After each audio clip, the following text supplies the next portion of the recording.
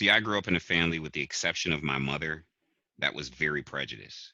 And when I say the exception of my mother was the youngest of eight, and all of them were born and raised in Tupelo, Mississippi, and my mother was born in 1952. My father was a radical Muslim, an activist, the whole nine. Like, he was a So Farrakhan Muslim, wasn't he? Like, you've I mentioned don't this before.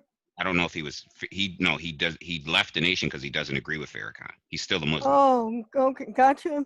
but he was very radical, very militant, very active.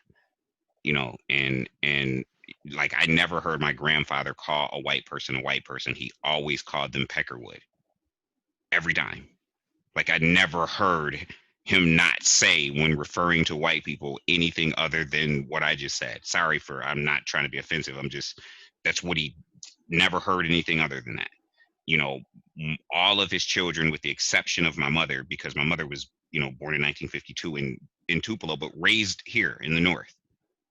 She was raised in New York. So my mother had a different perspective, but every one of her brothers and sisters, and some to this day, harbor a deep, they don't trust white people. Again, I don't blame them, honestly. Tupelo, Mississippi, pre 1950s. I You think see what I'm saying? the big difference between, right, you came from a household where everyone was prejudiced against white people. That's a little bit more justified than the behavior of a white household where the prejudice against black people. So I Mm-hmm. went, I went to school in Kingston, Jamaica for a little bit and everywhere I went, it's not a very diverse city. It's a lot of people I encountered there had never met or seen a white person before.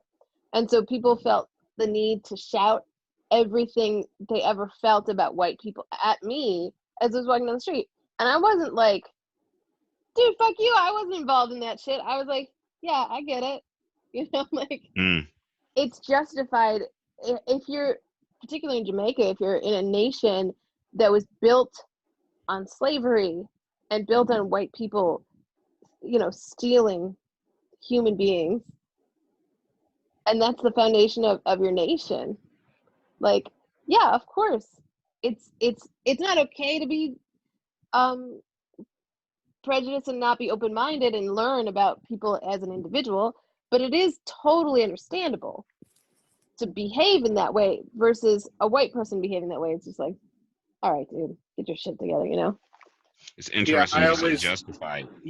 I always say to Ish, I never agree with the whole painting both sides as like equal and opposites.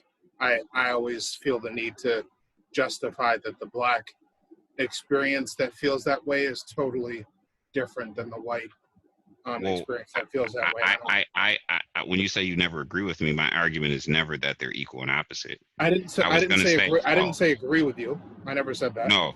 Well, you did say, I never agree with Ish that the whole hating both sides is equal and opposite. That's actually what you said. I didn't think that's what I said, but okay. Yeah, that's what you said. That's why I'm contending that I never paint that picture. I wanted to make that clear because that's what you said. You literally said, yeah, I never agree with Ish that the whole hating both sides is equal and opposite, which is why. But anyway, I was just going to say, it's interesting that you said justified, because I was going to preface my statement with my family, whether justifiable or not, was what I was going to say. And I will say this, though, speaking to what Mike said, I will say this. So I certainly think the way that my family felt, especially given where they came from and the plight of my culture in this country, was certainly justifiable. I understand why you don't trust, and again, none of my family acted in prejudice towards white people, for sure. Like, if you go to my aunt's house now, who will tell you she doesn't trust white people, like, she's going to welcome you in the door with open arms, and she's not going to let you leave without feeding you. You understand what I'm saying? Like, she's not going to. However, I will say that, and this is based on my mother's example and even my father's example, referring to white people as Peckerwood and my grandfather used to go deep. Like he would like peaty wheat straws and all kind of stuff. I don't think that that's justifiable at all, and I do think it's the same as a white person calling a black person a nigger. That I do think is the same. I mean, I think like what you're saying though is that like the behavior of using like explicit slurs is objectionable no matter who it's coming from. Right. But I feel like that like kind of like I don't know if I've told it. I feel like I might have. I don't know if you heard it. But the story I always tell with that is that in my old, like, actually Sam lived there with me. Like Sam and I were roommates for a few months, like out in Bed-Stuy, like across the street from the building, from the project building that Jay-Z grew up in. And so Sam and I were like legit, like, unfortunately gentrifiers. And because they had just started building, like, ostensibly all these apartments across the street from the Marcy projects, and we're calling it South Williamsburg and attracting hipsters to move there, basically. But anyways, so I had gone to the bodega with a couple of my friends, not Sam. Julian was one of them, Flav, Oh, yeah. that I was with. But at any rate, the two friends that I went to the bodega with happened to be black themselves, and ostensibly, and long story short, every customer in the bodega at that time, save for me, was black. And there's these ladies in front of us in line, and they're talking with each other, and they're like, well, man, you just don't know. All these new people moving in here, like, you just can't trust them. And they turned and they looked at me, and I felt like I wasn't offended because I kind of understood what they meant, because they felt like that, like, they didn't say it explicitly, but most likely they meant, like, white gentrifiers were moving into their neighborhood and changing the character of the neighborhood. And I can't hardly say I blame them for that, because to be honest, in my experience, like in my experience living in New York, like, I've seen oftentimes, like, in situations where, like, in situations that escalate with the NYPD, more often than not, the police showed up in the first place, like, because people were having a block party or something, and like,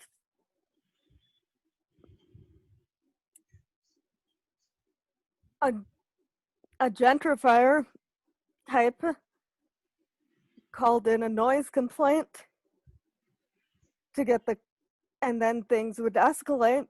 So and more often than not, it was a white person ostensibly calling the cops on people having a block party, because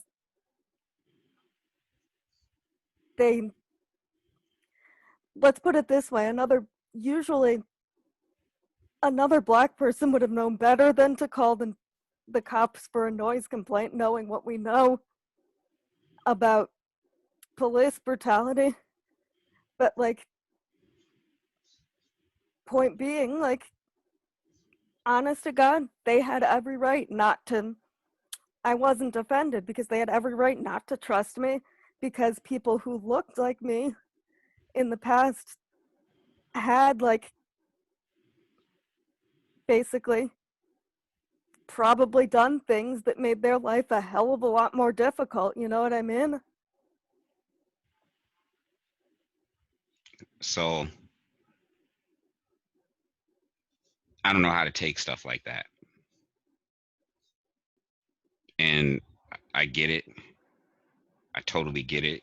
I'm always appreciative. You know, Erica shared a similar story, and I'm always appreciative of not only hearing these things, but the empathy that, you know, is displayed, you know, from, you know, someone like yourself, like Erica. Like, I'm always appreciative.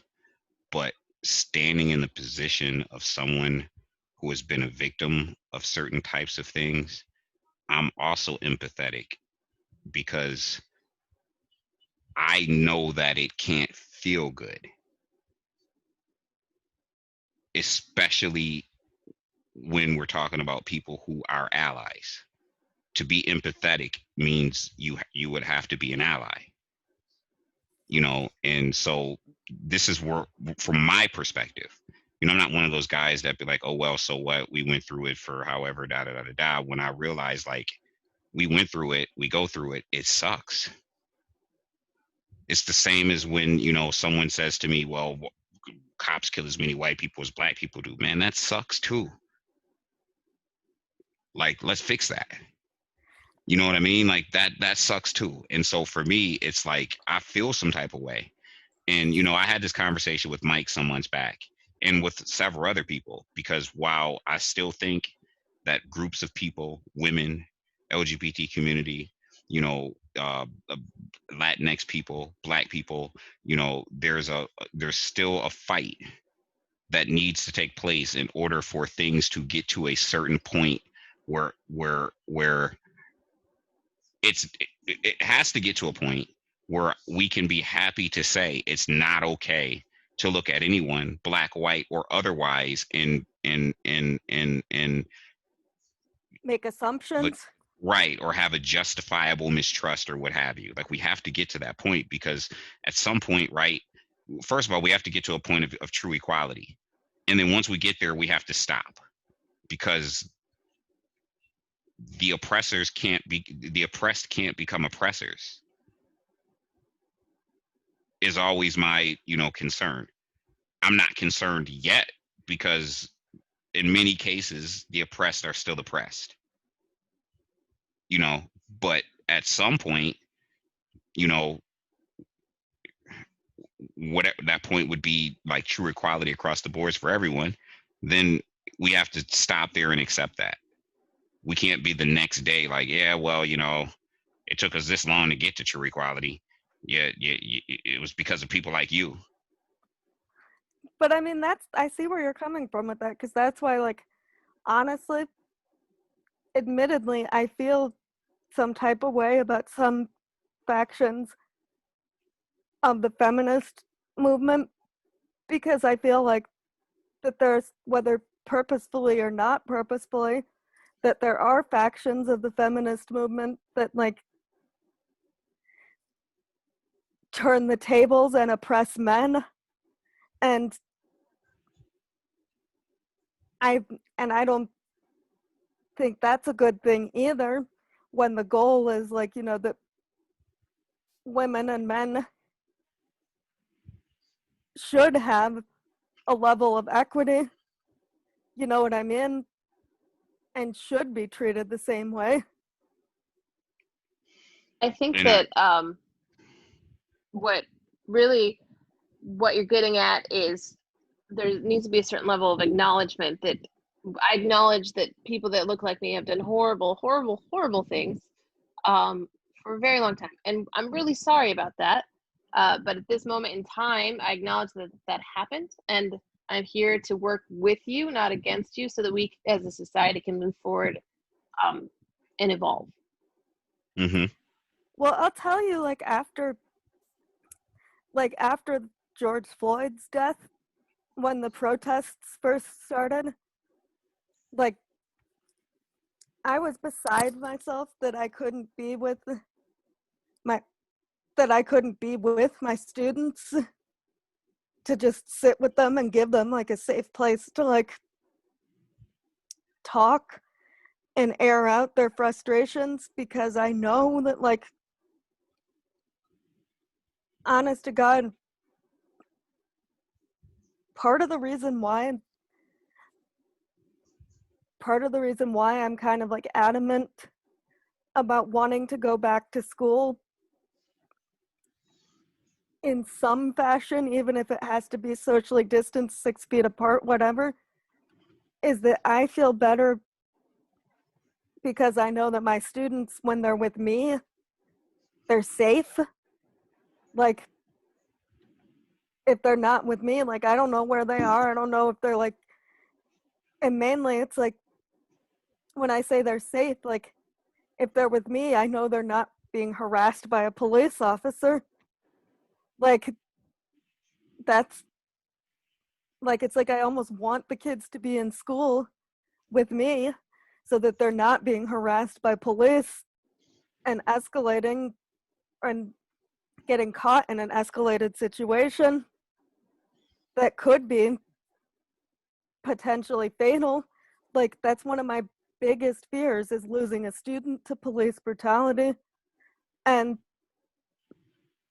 so I was beside myself that we couldn't be in school because of COVID when the George Floyd murder happened.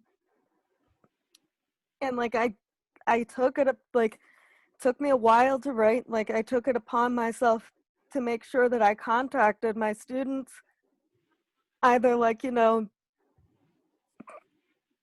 whatever means, email, like sending them a message, like through the grading system, whatever.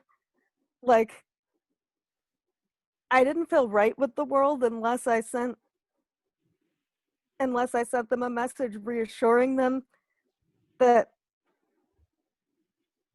if I had my way about it, I wouldn't let anything happen to them. You know Mm, what I mean? mm, Like, I did not feel like I didn't, like, it made me feel so helpless because, like, I know myself and I know, like, say if I'm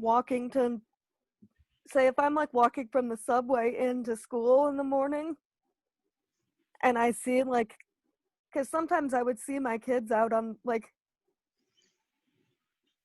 the block before school started, like going to McDonald's or like waiting for their friends or what have you. Like, I would see them when I was walking in from the subway on the street. And I feel like that thank God, I'm grateful for the fact that I've never seen them being harassed by a police officer when I do see them out on the street, because I can't trust myself to react calmly if I saw that. Like, I know myself and I know I would be right up in there saying like, hey, what's this for? Leave them alone. Blah. Like, I know myself. I know I would jump right in the middle of it. So it's like one of my worst fears, that like, kind of like the feeling powerless of protecting like my kids against police brutality. so I kind of wanted to touch on something that Erica said about mutual acknowledgement, and to put it in my little nutshell. So my concern is, right, and you said something, Emily, about George Floyd. And, one of the things that George Floyd did, for better or for worse, right, was, and you can attest to this, Mike can attest to this, we have a video record and certainly a social media record of my discontent with white people that called themselves my allies, you know, actually before Ahmaud Arbery got killed. Like, I was pretty pissed off, And then Ahmaud Arbery got killed. Then George Floyd got killed. And I was challenging white people. I called Mike and I ranted. Remember, Mike? We had this conversation several times. Yeah, I was I really remember. mad. I was really mad at the white people that call themselves my allies, you know, and then all of a sudden in chain reaction, two people get killed. And I had went on a rant on Facebook about how, like, where's the white Million Man March just before they got killed? You know, where are, you know, no, this is after Ahmaud, but before George Floyd. After Ahmaud, before George, yeah. Yeah. I'm like, where is, you know, I hear all this talk, right? It's a liberal talking point, you know, where I would use the term emoji speak and action weak. Like you say all the right things, but like there's no action. And then then George Floyd got killed, and all of these white people showed up to the fight. And I was, you know, really, really impressed with what I saw.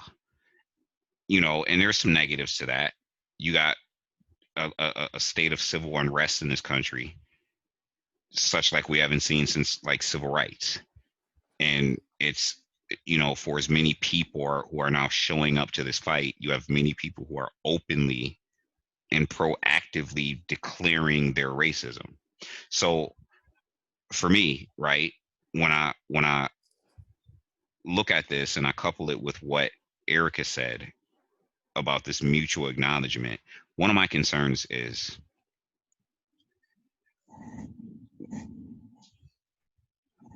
with Ahmaud Arbery, you saw protesters. You also saw rioters and looters. And a conservative talking point was to conflate two entities into one entity. And I used to tell people, well, when you do that, when you claim to be an ally, I'm speaking about conservatives. Oh, I'm against racism. I'm against what happened to Ahmaud Arbery, but I can't support these people burning these things down. Well, you're not talking about people who are peacefully protesting ever, right? You're talking about looters. And when you conflate looters with peaceful protesters, you force the position of those who are protesting peacefully. You force them into a thing that they're not doing because you're already conflating them, and you're putting out a narrative that they are the same thing, and thus they're going to be treated the same way. So I say this to say, when white people who are our allies, right, are forced into a position of, well, I'm going to always shame you, and you have to be so empathetic. I'm not saying this is the case, but I think that black people also have to gauge the temperature of what's going on in our country and understand how to move and how to move with our allies so that we don't alienate them or force them into a position that they would not otherwise choose. Like, I don't want to conflate you with all these shady people that are speaking a certain way because you are empathetic and because you recognize that someone that looked like you was responsible for some things that happened to people that look like me or my culture. I don't want to force you because you're empathetic. And it speaks to what Erica said. I need to acknowledge that. And then I need to figure out how I can work with you. I can't just expect you to be empathetic, accept that people that look like you did things to people that look like me, and then leave you in that box. Because at some point, if I'm not gauging the temperature, there are going to be some people who are going to be at their wits' end, and they're like, well, I'm doing everything I can. What more can I do? They still keep coming at me. They still keep, you know what I mean? And then I potentially force you to. I'm conflating the rioters with the protesters, so to speak. What, in And this saying that is you're like conflating like the people who were running for Ahmaud Arbery with like people who genuinely are empathetic? no, I'm conflating. I'm forcing on some level, not me. and not all people, not all white people, but on some level, I'm forcing white people into a position that they don't want to be in. And I'm putting you next to people who are openly calling me nigger, or openly working against what we're trying to do together. I think what happens in that instance, and I would say that sometimes there's obviously like a range of how white people approach racism, and some people would say that they're doing what they can, and what they can do is like have a single black friend or watch the Daily Show, and there are people that are working to actively inform themselves. Was that sarcasm? Because I was about to laugh. She's like, Yeah, I'm a yeah, of single course. black friend. I Yeah, was like, of course. But what I'm saying is, you know, then there are people that are really actively engaged in the fight, and when someone who's actively engaged in the fight is then told, you know, kind of placed in a box with someone who isn't, it can be discouraging, and it can alienate people in a way that makes them lose their momentum to be involved in the fight. So I think what you're saying is correct, that you have to be careful not to just generalize. And yes, because I am white, I am inherently bad in some ways, you know, because of my ancestors, and because I'm standing on the graves and of people who of color, and the status that I hold is partly due to the status that was taken away from people of color, and I have to acknowledge that. But I also acknowledge that I want things to evolve and I want things to change, but I want,